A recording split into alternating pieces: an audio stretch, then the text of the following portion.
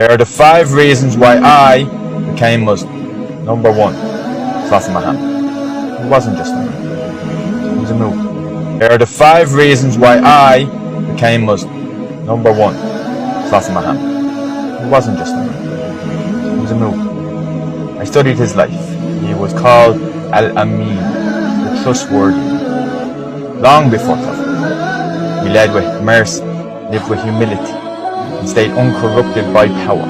No scandals, no contradictions, just consistent character in public and in private. Number 2, the Quran, unchanged, unmatched. You can read the original Arabic today. Same verses, same rhythm, same message. No rewrites, no version 2.0, no contradictions.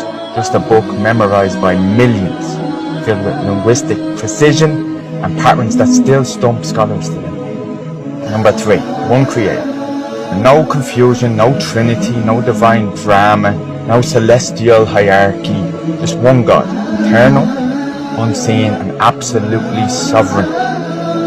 The simplicity hit harder than any philosophy lecture I ever heard. Number 4, built-in logic, not blind faith. Islam doesn't ask you to switch off your brain. It invites you to question, reflect, seek knowledge.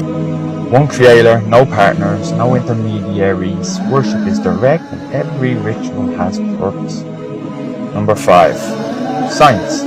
Science that was there before science was. The Quran described the expanding of the universe, embryonic development, water as a basis of life, and gender plants, centuries before microscopes and telescopes. It wasn't a science textbook, so I didn't need to be. I got the fundamentals right. So, I didn't convert on impulse. I converted on evidence. Follow me.